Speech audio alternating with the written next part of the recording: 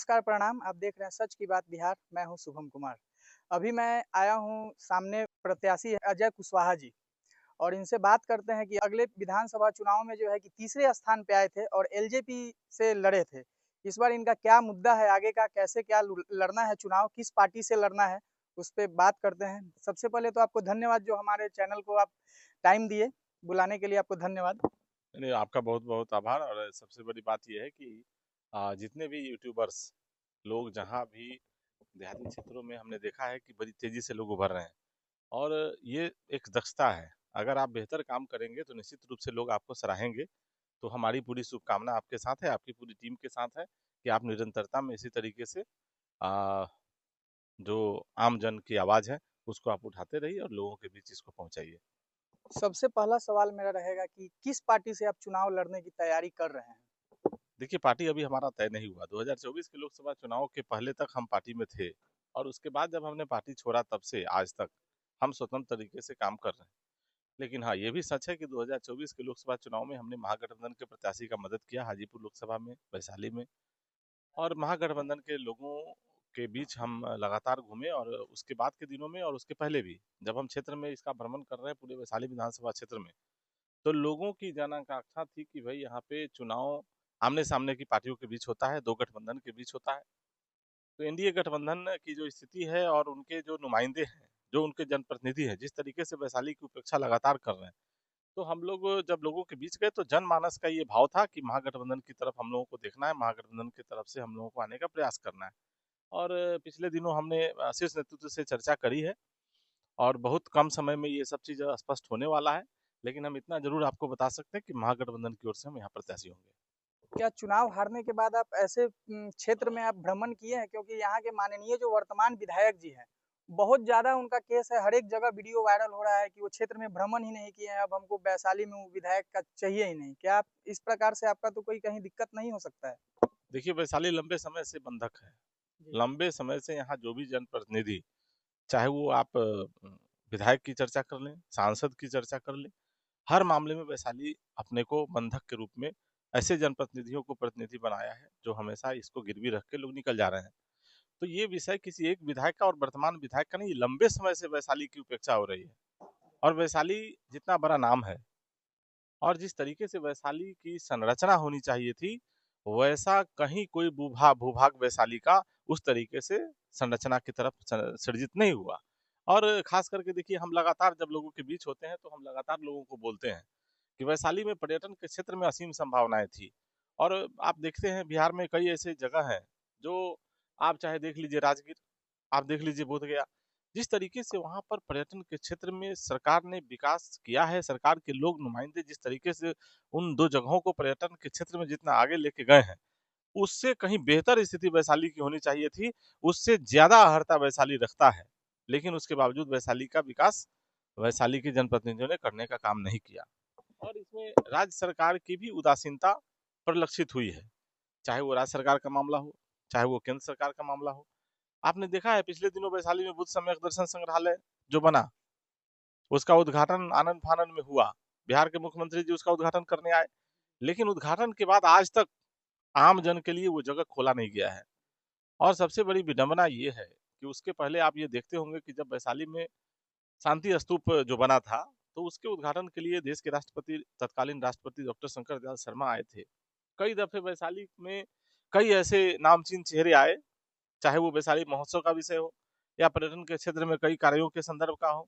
लेकिन अभी वैशाली की उपेक्षा जिस तरीके से यहाँ के जनप्रतिनिधियों ने किया है, ये वैशाली की जनता माफ नहीं करेगी। और हम लोगों ने इस बात को लेके लगातार लोगों के बीच जा रहे हैं और लोगों को जागृत करने का काम कर रहे हैं कि अब सचेत होने की आवश्यकता है। अब अपने बीच के लोगों को आपको प्रतिनिधि बनाने की आवश्यकता है और वैसे व्यक्ति को बनाने की आवश्यकता है जो व्यक्ति आपके इस वैशाली को विकसित वैशाली के रूप में आगे लेके जाने की क्षमता रखता हो, सोच रखता हो और उस सोच के बदौलत वैशाली को आगे बढ़ाने की बात करता हूँ। वैसे लोगों के साथ लोगों को आगे जाना चाहिए। ये हम अपील ज़रूर आपके माध्यम से करना चाहेंगे। ऐसा क्या अगला आपको अगले चुनाव में आप हारे उसका क्या कुछ कारण ऐसा हो सकता है जो इस चुनाव में अगर आप लड़िएगा तो उसको सुधार किया जाए? देखिए, हम कोई एक बात कहने में कहीं से गुरेज नहीं है कि लोग हमेशा पार्टी के आधार पर मतदान करते हैं। नतीजा ये होता है कि आप जो अ, चाहते हैं या जो चीज़ आपको सही दिखता है, आप उसका सही निर्णय नहीं ले पाते हैं। तो ये विषय ये समझना पड़ेगा कि आप जिससे मताधिकार का प्रयोग जो भी व्यक्ति करता है, तो उनको ये ज़रूर देखना है कि आप जिसको मत देने जा रहे हैं, उस व्यक्ति की अर्हता क्या है? और जिस चीज़ के लिए आप जिसका चयन कर रहे हैं, उस व्यक्ति के अंदर आपको ये चीज़ देख लेना चाहिए कि उसकी क्षमता है कि नहीं है। और उसके आधार पर जब आप तय करेंगे तो निश्चित रूप से आपसे एक बेहतर विकल्प निकलेगा और चुनेंगे आप। लेकिन इन सब चीज़ों से अलग हट के लोग जाति, धर्म, मज़हब इन सब चीज़ों की तरफ लोग बढ़ते हैं। लेकिन जब उसका भी एक अंत होता है, अति का एक अंत है ना, उसी तरीके से एक लंबे अरसे तक अगर आप लोगों को बेवकूफ़ बनाते रहिएगा, तो लोग उन सब चीज़ों को भूल जाते हैं। और आने वाला चुनाव आपको ये दिखाएगा, जो आने वाला 2025 का चुनाव है वैशाली में, वो सारा कुछ टूटेगा, जाति, धर्म, मज़हब सब कुछ टूट करके एक नए समीकरण की तरफ वैशाली बढ़ गया है। अगला चुनाव जीतने के बाद अगला आपका क्या 5 मुख्य एजेंडा रहेगा कि आप चुनाव जीतेंगे, उसके बाद वैशाली में विकास का काम क्या कर सकते हैं? देखिए, हमारा तो सबसे पहला एजेंडा है, हम चाहते हैं कि वैशाली को इतना विकसित पर्यटन के क्षेत्र में सबसे ज़्यादा हम चाहते हैं कि वैशाली का विकास होना चाहिए। शिक्षा के क्षेत्र में वैशाली का विकास होना चाहिए। आज आप देखिए ना, एक भी हमारे यहाँ डिग्री कॉलेज नहीं है। भैया आप इतने बड़े वैशाली की महान वैशाली की चर्चा हम करते हैं। यहाँ से वैशाली के लोगों ने ऐसे-ऐसे जनप्रतिनिधि दिए जो सरकार में लंबे अवधि तक मंत्री रहे, कद्दावर मंत्री रहे लोग। और उसके बावजूद एक इन लोगों ने डिग्री कॉलेज भी वैशाली को नहीं दिया। इससे बड़ी विडंबना हो नहीं सकती। तो आने वाले दिनों में अगर हम लोगों को मौका मिलेगा तो निश्चित रूप से हम चाहेंगे कि हमारे यहाँ जो ये प्रखंड वाइज़ हमारे यहाँ निश्चित रूप से डिग्री कॉलेजेज हों। स्वास्थ्य के संदर्भ में हम चाहते हैं कि एम्स जैसे अस्पताल की स्थापना वैशाली के अंदर हो। भगवान महावीर के नाम पे वैशाली के अंदर एम्स जैसे अस्पताल की अगर स्थापना हम करते हैं, तो वैशाली के लोगों को, अगल-बगल पास के जिले के लोगों को एक बेहतर स्वास्थ्य की व्यवस्था हम दे पाएँ। इन सब चीज़ों के लिए हम चाहते हैं कि वैशाली में और बेहतर कुछ किया जाना चाहिए। स्वास्थ्य के मामले में तो फिसड्डी हैं हम, शिक्षा के मामले में फिसड्डी हैं, पर्यटन के मामले में फिसड्डी हैं। सड़क का जो हाल है वो भी आप देख रहे हैं। हम लोग जिस इलाके में हैं, आप देखिए अगल-बगल के रोड का क्या हाल है। सारे रोड टूटे पड़े हैं, जीर्ण-शीर्ण स्थिति में हैं। पुल-पुलिया का हालत आप देख लीजिए कितना खराब है। सरकार जब चुनाव का अंतिम दौर आता है, महीना 2 महीना बचता है, तो सरकार के नुमाइंदे आते हैं और वो कहते हैं कि 150 रोड सैंक्शन हो गया, इतना करोड़ रुपया इस इलाके में जाना, इतना करोड़ रुपया उस इलाके में जाना, इस रोड को बना देना है, उस रोड को बना देना है। मतलब पंचवर्षीय योजना में जब जनप्रतिनिधि जीत के आते, तो शुरुआती दौर में कोई जनप्रतिनिधि को ये नहीं दिखता कि हमको यहाँ पे इस रोड को बना देना चाहिए। अभी आपने देखा होगा कि दाऊद नगर के बगल में नंदलालपुर से चकरहाट जाने वाली सड़क लंबे अरसे से खराब है। और अभी आपने देखा होगा कि पिछले 15-20 दिन पहले उसमें जीएसबी वगैरह का काम शुरू किया है। किसी ठेकेदार को ठेकेदारी मिली है, नया टेंडर हुआ है। सृष्टि कंस्ट्रक्शन को मिला है जो लंगड़ी पाकर में लगाए हुए हैं। अभी उससे भी हम सवाल करके आए हैं। फुलार पंचायत में भी काम चल रहा है। उसका पूरा एस्टीमेट निकाला हुआ है कि पिचिंग तोड़ करके जो है कि उसको फिर से ढलाई करना है पीसीसी, और वो क्या कर रहा है कि पिचिंग पर से ही ढलाई कर दे रहा है। देखिए, इस मामले में हम क्या कहेंगे, हमने तो पहले ही कहा आपको कि जब सरकार के साथ जो जनप्रतिनिधि आज की तारीख में दोनों सत्ताधारी पार्टी के लोग हैं और सरकार की योजनाओं को क्रियान्वित कराने में जनप्रतिनिधियों का भी एक योगदान होना चाहिए या उनकी भूमिका होनी चाहिए। अब वैसे जनप्रतिनिधियों को जिसको जनता एक उनको इस तरीके से बना के भेजती है, चाहे वो एमएलए हो या सांसद हो, तो उन लोगों की भूमिका इसमें होनी चाहिए। अब जब नए लोग इस तरह से एक्टिविटीज अगर कोई जा करके इन सब चीज़ों को लेके बोलते हैं, तो वो रंगदारी का मुकदमा भी करते हैं लोग। तो ये विषय बहुत संगीन है। और आपने कहा कि इस तरह से ये लोग तो करते ही हैं, निविदा में यही सब कहानी लोग करते रहते हैं। हमने पिछले दिनों एक मांग उठाया था, आप देखे होंगे लालगंज में एक मानपुरा से लेके जतकौली की एक सड़क है, उस सड़क की कितनी बुरी हालत थी।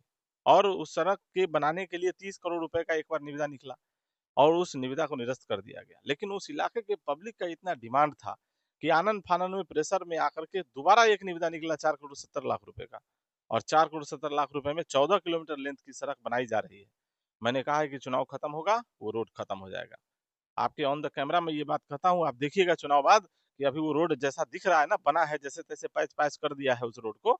लोगों के चलने की व्यवस्था अभी कर दी गई है, आवागमन सही कर दिया गया है। लेकिन जैसे ही चुनाव खत्म होगा ना, अभी बरसात में टूटना शुरू हो गया है, अभी बने हुए 15-20 दिन हुआ है। अभी जो बरसात हो रहा है इसी में कई जगह आपको पिच उखड़ा हुआ मिलेगा और आने वाले 2-3 महीने में इतना टूट जाएगा कि फिर से पुरानी स्थिति में वो रोड आ जाएगी। तो ये जितनी व्यवस्थाएँ जो आप चर्चा कर रहे हैं, जिस तरीके से भ्रष्टाचार चरम पे है, आप आम आवाम के लिए देखिए कितना त्राहिमाम है लोग। जब ब्लॉक के अंदर आप जाते हैं, राजस्व कर्मचारी से लेके और सीईओ के होते हुए, जैसे आप कोई नया नया कोई जमीन की आप रजिस्ट्री कराते हैं और उस जमीन की रजिस्ट्री के बाद जब आप उसके मोटेशन के लिए देते हैं, सब कुछ सही रहेगा। लेकिन अगर आप धनराशि पीछे से नहीं देंगे, तो आपका मोटेशन नहीं होगा। और कोई देखने वाला नहीं है। और सिर्फ एक राजस्व की बात हम नहीं करते, चाहे जितनी भी योजनाएं चल रही हैं, आज सरकार 10,000 रुपए महिलाओं को देने की बात कर रही है कि भाई महिलाओं को 10,000 रुपया हम लोग देने जा रहे हैं, ऐसे है, ये 2 लाख बाद में देंगे। उसमें क्या हो रहा है आप देखिए ना, जितने लोग लगे हैं उसके पीछे लेग में सब जगह कमीशन खोरी का काम शुरू हो गया। शराबबंदी पे क्या कहते हैं आप? कहीं ये शराबबंदी, कैसा योजना है? कहीं शराबबंदी दिखता है क्या? नहीं, हमको तो नहीं दिखता है, इसीलिए हम बहुत पीसफुल शराब बेचवाया जा रहा है। पहले शराब लेने के लिए कुछ किलोमीटर लोगों को जाना पड़ता था, अभी आपके घर आ जाएगा, डोर स्टेप डिलीवरी है। आज की तारीख में अगर आप शराब खोजते हैं बिहार के किसी भी कोने में, कहीं भी आप बैठे हैं, चाहे वो सुदूर देहात हो, शहरी क्षेत्र हो, चौक चौराहा हो, विद इन ऑफ 10 मिनट्स आपके पास होम डिलीवरी। अगर आप कोई छोटे मोटे चौक के पास है तो 2 मिनट में मिल जाएगा, अगर आप थोड़ा सा इंटीरियर है तो 10 मिनट में मिल जाएगा। और पहले क्या था कि दारू के को लेने के लिए लोग को भट्टी जाना होता था, तो उसके distance 6 kilometre, 8 kilometre, 5 kilometre, 10 kilometre होते थे। तो ये सरकार और उसकी सुगमता बढ़ाई है, इसको खत्म नहीं किया गया, बंद नहीं किया गया है। ये दुर्भाग्य है कि बिहार में लोग कहते हैं हाँ, एक नुकसान हुआ है बिहार को, राजस्व का बहुत बड़ा नुकसान हुआ है। इंफ्रा, लोग कहते हैं कि शराबबंदी करके, एक पक्ष लोग ये कहते हैं कि शराबबंदी करके सरकार ने अच्छा कर दिया, दूसरा पक्ष ये है कि हर जगह दारू मिल रहा है, तीसरा पक्ष ये है कि इसमें सरकार का अरबों खरबों रुपए का राजस्व का नुकसान, दिन प्रतिदिन अरबों का नुकसान, डे टू डे, एक एक दिन का। ये 2016 में शराबबंदी हुआ है बिहार में, अभी 2025 है, 9 साल हो गए। इस 9 साल में कितना लाख करोड़ रुपए का नुकसान हुआ होगा, ये सरकार के आंकड़े बताएंगे। और इसके साथ साथ होटल इंडस्ट्रीज कितना बैठेगा हमारे बिहार का, आप जब देखेंगे पूरे बिहार, देखिए इसको बहुत तरीके से समझना पड़ता है कि एक चीज से कितना व्यवस्था हमारा बिगड़ जाता है। जब आप एक निर्णय, सरकार एक निर्णय लेती है, उस निर्णय से हजारों लोग प्रभावित होते हैं, लाखों लोग प्रभावित होते हैं। तो जितना छोटा छोटा जैसे इंडस्ट्रीज था, बड़ा जैसे आप देख लीजिए होटल इंडस्ट्रीज हमारा पूरा बैठ गया बिहार में, क्योंकि बड़े बड़े जैसे कंपनियों के लोग जब आते थे, पार्टी वार्टी करते थे, मीटिंग्स वगैरह होती थी, अब सब बिहार में बंद हो गया। अब उसके लिए बगल में लोग घसक जाते हैं, झारखंड चले जाते हैं, नहीं तो इधर उत्तर प्रदेश चले जाते हैं, बनारस की ओर निकल लेते हैं, कलकत्ता चले जाते हैं, इधर नेपाल चले जाते हैं, हमारे चारों इलाके में जहाँ खुला इलाका है उधर निकल लेते हैं लोग। तो ये बहुत सारी व्यवस्थाएं हैं जिसको सरकार के इस नए नीतियों के कारण, सरकार के इन नीतियों के कारण बहुत नुकसान हो रहा है। नीतीश कुमार के इन कामों पर, जैसे नीतीश कुमार चुनाव अभी सामने है, तो ये अभी 400 से लेकर के 1100 वृद्धा पेंशन किया गया, 125 यूनिट बिजली फ्री किया गया। क्या ये जनता को लॉलीपॉप है या सही में काम है? अब देखिए, ये कब हुआ है? ये अभी हाल में ही हुआ है, तो जनता को लॉलीपॉप ही है। अभी आचार संहिता लगने वाला है 2-4-10 दिन के अंदर बिहार में, और उसके पहले ये सारी योजनाओं को लागू किया जा रहा है। इस योजनाओं को लेके कौन व्यक्ति आगे बढ़ा, पहले इन सब चीजों को समझना पड़ेगा। देखिए आज के युवाओं में इतना दम है, युवाओं की जो सोच है, उस सोच के सामने मुश्किल है लोगों को ये समझ पाना कि किस तरीके, आज का जो हमारा भारत है ना, बहुत तेजी से आगे जा रहा है, युवाओं के हाथ की तरफ बढ़ता हुआ दिख रहा है। 65% आबादी युवाओं की है हमारे इस देश के अंदर। और जो युवा, हम तो आपके इस चैनल के माध्यम से तेजस्वी यादव जी को बधाई देना चाहेंगे कि आज से 3-4 महीना पहले इन सारे चीजों को लेकर के वो आगे बढ़े थे, और उनके उस चीजों को लेके सरकार, जैसे वो नकेलची, नकेलची समझ रहे हैं ना, कि देख के लोग नहीं कॉपी जो करते हैं, कॉपी करके इन लोगों ने अपने तरीके से उसको दिखाया है, किया है। मतलब आप एक एक योजनाओं को देख लीजिए, आप सारी योजनाओं को लागू वही किया गया जो तेजस्वी यादव जी ने अपने मैनिफेस्टो में दिया। और देखिए अगर वो बंदा थोड़ा सा भी कंस्पिरेसी वाला होता ना, तो वो बंदा इस चीज को बाहर पहले नहीं निकालता, आचार संहिता के समय देता। लेकिन वो बंदा सही में चाहता था कि बिहार की तरक्की हो, बिहार का विकास हो, आम आवाम को इसका लाभ मिले। तो वो बंदा देखा कि नहीं, आम आवाम को लाभ देना है, उसने 6 महीना पहले इस चीज को आगे किया, लोगों के सामने रख दिया, सरकार मजबूर हुई। तो ये बधाई के पात्र आज की सरकार नहीं, इसके लिए पूरी तरह से तेजस्वी यादव इसके लिए बधाई के पात्र हैं। आपने देखा होगा कि बिहार विधानसभा में कई बार बिहार के मुख्यमंत्री जी ने कहा है बिजली फ्री नहीं दे सकते हम, आप लोग गलतफहमी के शिकार हैं कि हम फ्री में मुफ्त में बिजली देंगे, मुफ्त वाली आदत आप लोग छोड़िए, मुफ्त की व्यवस्था नहीं हो सकती। ये ऑन द रिकॉर्ड है, अभी भी मुख्यमंत्री जी का वो बयान चलता है। बहुत सारे मीडिया वाले भाई, क्योंकि उनको बहुत सारे एड्स वगैरह के काम करने होते हैं, मुश्किल होता है उनको इन सब चीजों को बैक इन पे चला पाना, लेकिन हम लोगों के पास वो सारा क्लिप है, और हम लोगों ने देखा है कई दफे मुख्यमंत्री जी ने सदन में ये बात कही, और उसके बावजूद आज सरकार को करना पड़ा। 200 यूनिट बिजली फ्री तेजस्वी यादव जी ने महागठबंधन वालों ने कहा, तो उसके बनस्पत इन लोगों ने 125 यूनिट बिजली दिया है। 2,500 रुपए वो कह रहे थे, तो उसको इन लोगों ने 1,100 रुपए किया है। यहाँ के महागठबंधन से तो आप भी चुनाव लड़ने की तैयारी कर रहे हैं, लेकिन यहाँ के महागठबंधन के प्रत्याशी कांग्रेस से संजीव कुमार सिंह हैं और वो जो है कि एक बार चुनाव हारने के बाद जो है कि दोबारा जो है कि वैशाली में आए नहीं हैं और वैशाली में आए भी हैं तो फेसबुक पर ही काम कर रहे हैं। उनका जगह-जगह जो है कि पोस्टर लगा हुआ है, हाथ बदलेगा हालात। क्या वैशाली को बाहर का यहाँ का कैंडिडेट चाहिए या वैशाली का बेटा चाहिए? इस पे क्या कहना है आपका? देखिए, हमने जैसा कि पहले ही कहा कि महागठबंधन की तरफ से हम प्रत्याशी के दौर में हैं, तो हम अपने उस गठबंधन के किसी व्यक्ति के बारे में हम व्यक्तिगत टिप्पणी नहीं करना चाहेंगे, जब तक कि स्थिति स्पष्ट न हो जाए। क्योंकि देखिए क्या है, जो व्यक्ति जैसा करता है, पार्टी अपने तरीके से सर्वे कराती है। आप जिस तरीके की बात कह रहे हैं, तो आम लोगों की ये धारणा है। तो वो धारणा जो चीज़ आपको मिला होगा उसके बेस पे आप कह रहे हैं। तो कहीं न कहीं पार्टी भी इन सब चीज़ों पे पूरी तरह से नज़र रखी हुई है। उनका तो जहाँ-जहाँ पोस्टर अभी लगा है, सब देख रहे हैं कि उनका और कुछ नहीं हटाया गया है। उनका चेहरा जो है कि उसको काला कर दिया गया है या फाड़ करके फेंक दिया गया है। अब देखिए ये सब चीज़ ज़्यादा ज़रूरत उन्हीं को पड़ता है जो व्यक्ति फेस वही दिखाना ज़्यादा चाहता है, जिसका फेस लोग नहीं देखे होता है। तो अब इन सब चीज़ों पे हम विशेष टिप्पणी नहीं करेंगे, सिर्फ़ हम इतना ही कहना चाहेंगे कि जो जैसा करता है, उस तरीके से उसके बारे में लोग सोचते हैं, विचारते हैं, करते हैं और अभी पार्टी अपने तरीके से इन सब चीज़ों पे सर्वे करा रही है। और पार्टी जब सर्वे करा रही होती है तो उन सब चीज़ों में हम लोग व्यक्तिगत तौर पे किसी व्यक्ति के बारे में बहुत कुछ नहीं कह सकते। हाँ, इतना हम ज़रूर कहेंगे कि महागठबंधन के शीर्ष नेताओं ने निश्चित रूप से ये बात कही है कि चुनाव लड़ना है और उस तरीके से हम अपनी तैयारी कर रहे हैं। अब चाहे जितने भी लोग महागठबंधन के वैसे उम्मीदवार की श्रेणी के लोग हैं, अब उन सब लोगों को महागठबंधन के लोग कैसे क्या कह के कैसे उनसे काम लेंगे, क्या उनका एडजस्टमेंट होगा, क्या तरीका होगा, अब वो उन लोगों के लेवल की बात होगी। इस पे हम बहुत कुछ नहीं कहना चाहेंगे, सिर्फ इतना ही कहेंगे कि वैशाली की जनता प्रबुद्ध जनता है। बहुत लंबे दिनों से वैशाली की जनता को लोगों ने ठगा है और जिन लोगों ने ठगा है, अब वैशाली की जनता उनसे ठगने की ओर नहीं बढ़ रही है। एक नई क्रांति की तरफ वैशाली बढ़ रही है और आने वाले इस चुनाव में आपको ये दिखेगा, बहुत बेहतर और बहुत लंबे मार्जिन से वैशाली का रिजल्ट होगा। एक लास्ट सवाल, बहुत टाइम दिए। वैशाली की जनता को आप क्या कहना चाहते हैं? एक संदेश आपके तरफ से। नहीं देखिए, मैंने पहले ही कहा कि लंबे समय से वैशाली की जनता ठगी जा रही है और कहीं न कहीं लोगों को अब इन सब चीज़ों का ध्यान है। और लगातार जब हम लोगों के बीच हैं, घूम रहे हैं, लोगों से चर्चाएँ हो रही है, तो लोग इन सब चीज़ों को बराबर कहते हैं, बोलते हैं और ये बात लोग अपने को ठगा हुआ महसूस करते हैं। तो वैशाली की जनता देखिए भोली-भाली जनता है, ये वैशाली की जनता वैशाली जो है ना हम लोगों ने गणतंत्र दिया है। ये विश्व को गणतंत्र दिया हुआ जगह है और बहुत शांत प्रिय जगह है।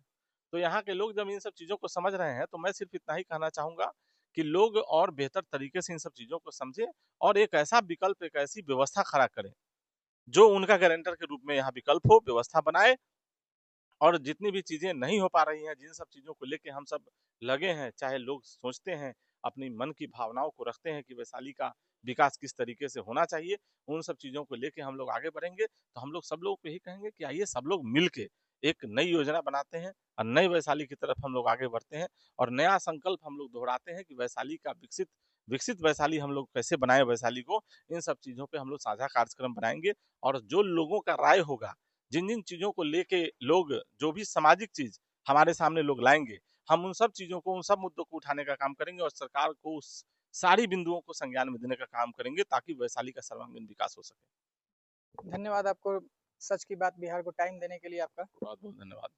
और ये है महागठबंधन के प्रत्याशी अजय कुशवाहा जी जो तैयारी कर रहे हैं चुनाव लड़ने की। अभी तो कन्फर्म ही इन्होंने नहीं किया है कि हाँ, इनको टिकट मिला है कि नहीं, लेकिन इनका कहना है कि पूरी प्रयास है और पूरा उम्मीद है कि हमें टिकट मिले और वैशाली के ये बेटा हैं। आप देख रहे थे सच की बात बिहार। जय हिंद, जय भारत, जय बिहार।